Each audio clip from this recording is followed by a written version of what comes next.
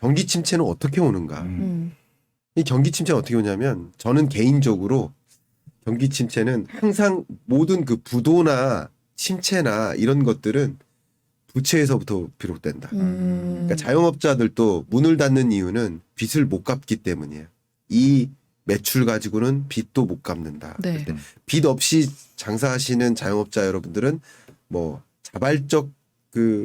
자발적인 그런 폐업이면 폐업이었지 비자발적 폐업은 아니에요. 그렇죠? 그런 관점에서 이 부채 문제인데 네. 이 부채 문제 관점에서 좀 설명을 드려본다면 지금 일어나고 있는 그 침체 징후를 보여줄 수 있는 것이 채권 시장이죠. 아. 그러니까 채권 금리가 계속 올라가고 있잖아요. 네. 채권 금리가 이렇게 올라간다는 얘기는 쉽게 말하면 기업들이 자금을 마련하기 위해서 채권을 발행하는데 안 팔려요. 투자자를 못 찾아요.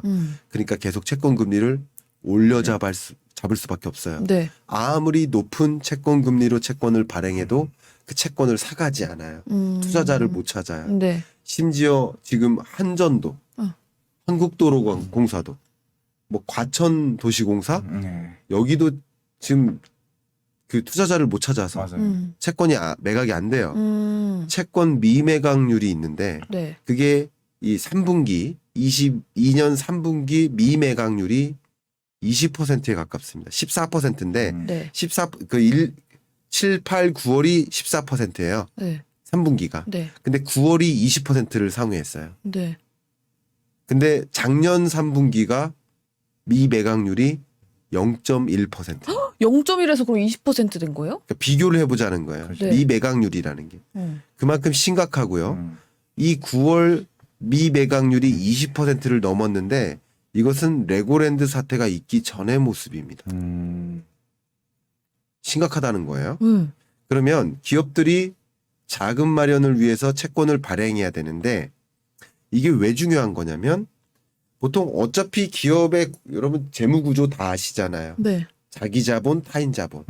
타인 자본이 주로 채권이잖아요. 그죠. 예. 그러니까 타인 자본에 대한 의존도는 원래 있어요. 갑자기 이걸 줄일 필요는 없어요. 빅상환해 가지고 기업들의 기업 운영 방식이 어쨌든 타인 자본 의존도가 있는 거예요. 그러면 중요한 게 뭐냐면 채권의 만기예요. 그럼 만기가 도래되면 보통 기업들이 어떻게 하냐면 채권을 또 발행해요. 새 채권을 발행해요. 그래서 그걸 가지고 이것을 갚는 방식이에요. 네. 이걸 차환이라고 해요. 차환. 네. 차환. 예, 그러니까 돌려막기 쉽게 네. 말하면 돌려막기 하는 거예요. 그게 기업의 운용 방식이에요. 네. 근데 그 만기 상환하는 것이 23년 상반기만 50조 원이 넘어요. 만기가 도래되는 게. 근데 지금은 국면이 아무리 채권을 금리를 높게 잡아서 채권을 발행해도 네. 매각이 안 된다는 것을 뜻하잖아요. 이거 심각한 겁니다. 그러면 기업들은 어떤 액션을 취할까요? 채권을 발행하면 안 팔리면 어떻게 돼요? 주가도 떨어져요. 네. 그러니까 채권 발행 자체를 안 해요. 아. 그러면 만기가 도래되면 이제 이 타인 자본에 해당되는 이걸 어떻게 할까? 처리를 어떻게 할까? 어떻게 자산을 매각해서라도 아. 뭐 갚아야죠. 네. 못 갚거나 갚거나요. 네. 이해가시죠? 네. 또 증자를 하든. 그렇죠. 증자하거나 어쨌든 못 갚거나 갚거나 증자하거나. 그거 좋은 말씀이세요. 그러면 증자하면 주가 떨어지죠. 네. 그러니까 이것도 안 좋죠. 그럼 못 갚으면 부도죠. 네. 갚은 거는 갚을 수 있는 것은 자산 매각이죠. 이게 안 좋은 시나리오예요. 좋은 게 하나도 없네요. 세 가지 뭐. 아 좋은 게 없어요. 안 좋은 거 안 좋다고 말씀드리는 그러니까, 겁니다. 네. 제가. 다만 제 실물 경기 침체와 여러분 계속 제가 왜냐하면 제가 여러 차례 말씀드리다 보면 제가 실물 경제가 안 좋다라고 하니까 그럼 주가도 안 좋은 겁니까라고 받아들이는데 좀 다른 얘기예요. 다른 얘기입니다. 주가의 저점과 고점은 금리와 연동돼서 움직이고 네. 이 주가의 상승 기조나 하락 기조 그 정도 이거는 경기와 민감해요.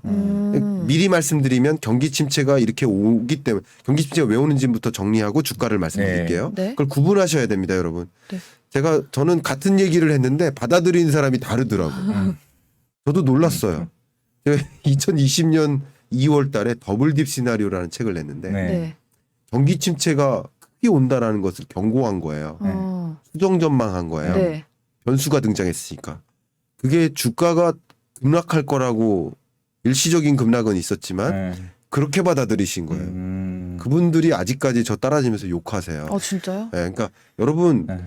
저는 같은 얘기를 하니까 네. 달리 받아들이지 마십시오. 지금 저는 경기를 얘기하는 겁니다. 주가를 얘기하는 게 아닙니다. 네. 근데 경기라는 관점에서 이렇게 금리가 올라가고 이게 채권 발행을 못하면 그럼 어떻게 될까요?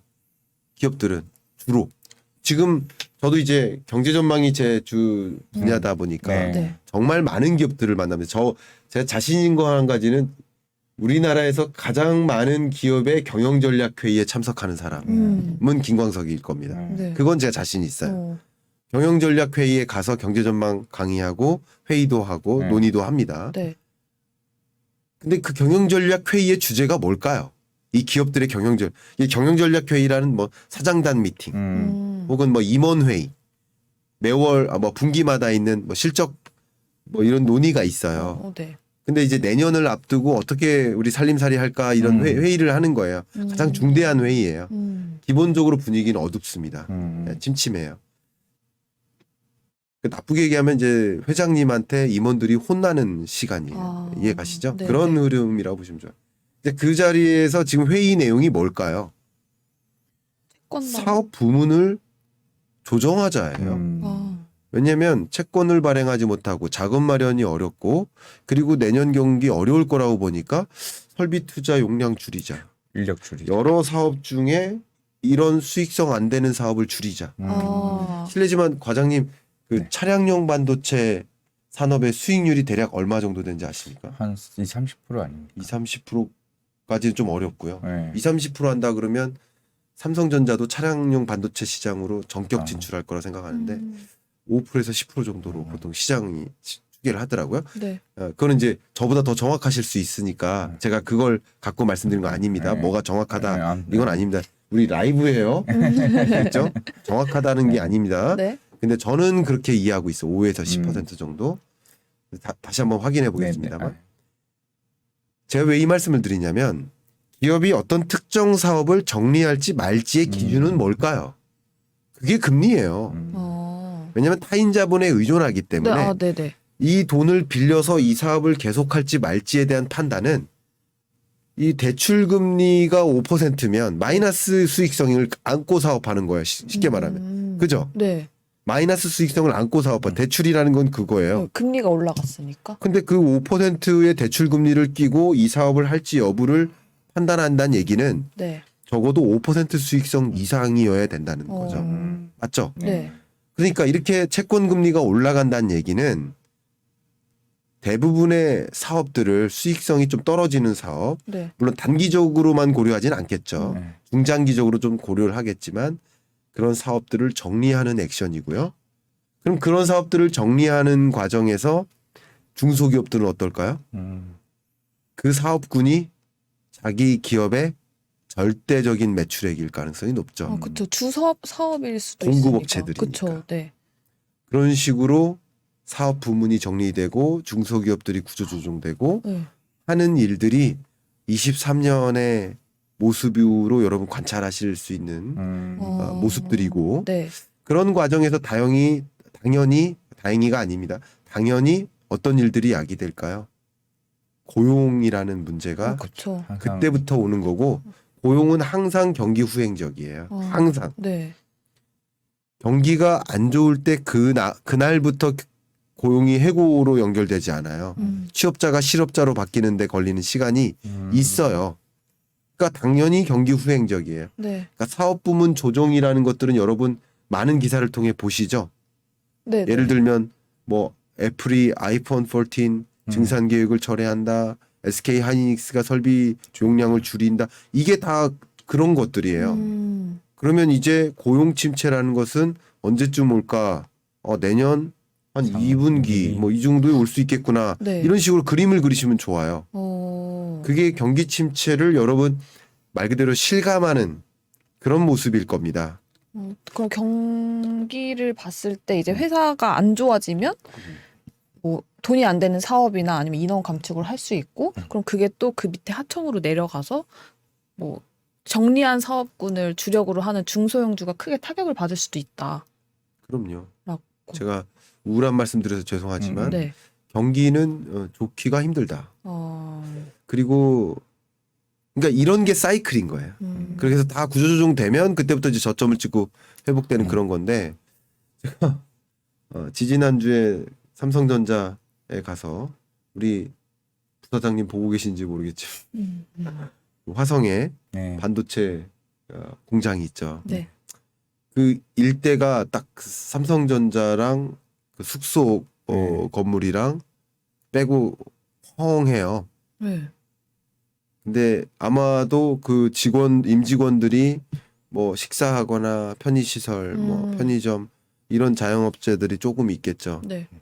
그러면 사업 부문이 줄고 소위 인센티브가 줄고 소위 고용 규모가 줄고 네. 그러면 이 자영업자들의 매출은 늘까요, 줄까요? 훨씬 줄. 줄어들죠. 그걸 말씀드리는 거죠. 어. 그런 게 경기 침체로 가는 양상이다.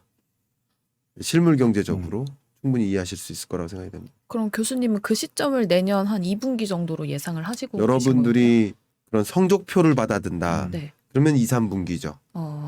그때 그런 성적표를 볼 겁니다. 그러니까 고용지표 안 나빴다라고 계속 하잖아요. 네, 네. 경기 침체 안 왔다라고 하죠. 맞아요. 아직은. 네, 둔화지 침체 아니에요. 우리나라도 마찬가지. 아직 침체라고 볼 수 없어요. 네, 네. 어떻게 2% 수준의 성장률을 가져가고 있는데 그걸 침체라고 합니까? 지금 잠재 성장률 수준을 유지하고 있잖아요. 침체 아니에요. 좋은 건 아니지만 네. 그러니까 주가 침체지 경기 침체가 아니에요. 맞죠? 네, 네, 그렇죠. 주가 침체인 거예요. 그걸 구분해서 이해하실 필요가 있습니다. 예전에 거제도 이제 제 고향이 그 근처니까 네. 대우조선해양 조선업 침체일 때 실제로 그쪽은 상인들이 엄청 힘들었었어. 실제 뉴스에도 많이 나왔어. 그게 진짜 침체가 아닌가라고 생각합니다. 그렇죠. 네. 그때 그러니까 실물 경제적으로 그러니까 이제 주가랑 경기랑 좀 구분하셨으면 좋겠고요. 그러니까 그런 면에서 이제 주가는 이제 회복은 될 수 있지만 저점 찍고 네. 올라가는 국면일 수 있지만 그게 순탄하진 않아요. 이게 왜 그러냐면 기업들의 실적 발표가 네. 어두울 거라고 보니까 실적 발표 어둡죠. 어둡잖아요. 네. 왜냐하면 투자 위축되니까 매출이 줄죠. 네. 기업들의 소비도 줄 거라고 보니까 또 규모를 더 줄이죠. 그러니까 이제 실적 자체가 그렇게 좋지 못하니까 아마도 저는 감히 이렇게 말씀드려요. 20년부터 22년까지는 네. 죄송하지만 종목이 중요한 시장이 아니다. 20년, 21년은 종목에 상관없이 올라가는 시장이었고 주가라는 면에서 네. 22년은 역시 종목에 상관없이 떨어지는 장이었고 그래서 20년, 21년을 유동성 장세, 네. 22년을 역유동성 장세 이렇게 정의를 내렸죠. 네. 그리고 22년 끝자락부터 23년은 실적 장세, 나쁘게 표현하면 역실적 장세. 결국은 여러분이 종목에 대한 공부를 하시는 거는 지금부터예요. 20년부터 22년은 종목 공부 안 하셔도 되는 시점이라고 생각을 해요. 개인적으로. 전체적으로 올랐다 제가 조금 내렸으니까. 극단적으로 말씀드리는 거죠. 조금은 네. 조금 극단적으로 네. 말씀드리지만 그 어떤 시점보다 종목에 대한 고민을 주식 투자를 하실 거라면 네. 그러니까 주식 투자 하실 거라면 네.